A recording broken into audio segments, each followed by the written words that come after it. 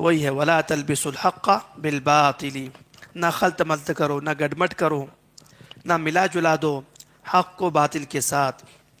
اس کے بعد جو ہے وَتَكْتُمُوا الْحَقَّ، اس سے پہلے بھی لا محذوف ہے، وَلَا تَكْتُمُوا الْحَقَّ، نہیں نمبر 4 لکھو اس پر،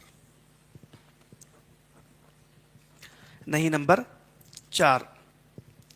ہمارے یہاں بھی کچھ لوگ ایسے ہیں جو حق کو باطل کے ساتھ ملاتے ہیں، کہتے ہیں جہاد تو ہے لیکن نفس کا جہاد، کیا حقیقی جہاد کی تصویر بدل دیتے ہیں اور جہاد کے اقسام بیان کرتے ہیں کہ ایک سر کا ہوتا ہے، پیر کا ہوتا ہے، نفس کا ہوتا ہے، مال کا، پتہ نہیں کتنے اقسام، جو اصل صحابہ کا جہاد تھا اس کو گل کر دیتے ہیں۔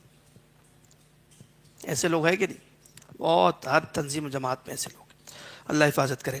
تو جس فریضے کی جو شکل صحابہ نے اور اللہ کے نبی نے عملاً کر کے بتا دی ہو بدر احد میں نکل کے، اب آپ اس کی ایسی تعویل کر رہے ہیں نعوذ باللہ کہ جس سے کفار بھی راضی ہو جائے اور انسان جہاد سے دور ہو جائے، عام لوگ، تو یہ حق اور باطل کو ملانا ہے۔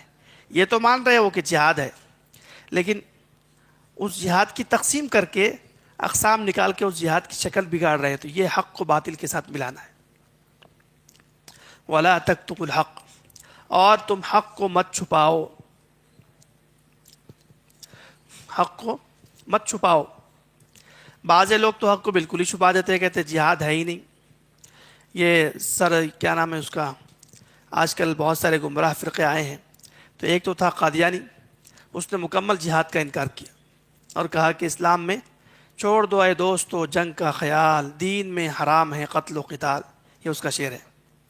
غلام احمد قادیانی مردود کا کافر بددین تھا، تو اس نے تو صراحتاً انکار کر دیا۔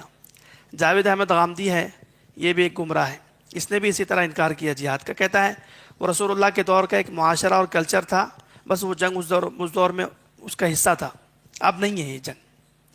اسی طرح یہ وحید الدین خان گزرا ہے، یہ بھی منکر جہاد تھا، اور اس نے کہا کہ جہاد اس دور کی چیز تھی، اس دور کی چیز نہیں ہے۔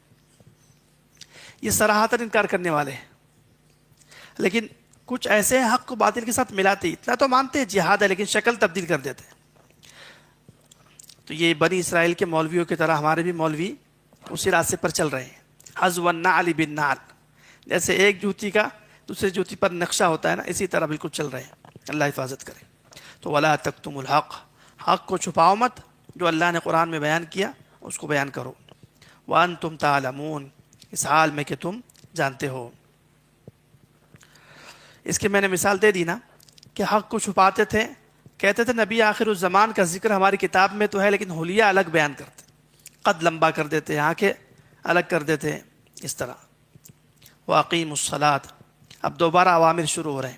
امر نمبر 5، نماز قائم کرو۔ وَآتُوا الزَّكَاةَ، زکوٰۃ ادا کرو۔ امر نمبر 6، آتوا الزکوٰۃ، امر نمبر 6۔ وَارْكَعُوا مَعَ الرَّاكِعِينَ، امر نمبر 7، اور رکوع کرو رکوع کرنے والوں کے ساتھ۔ رکوع کا ذکر کیوں کیا؟ حالانکہ پیچھے اقیم الصلاۃ میں رکوع اور سجدہ سب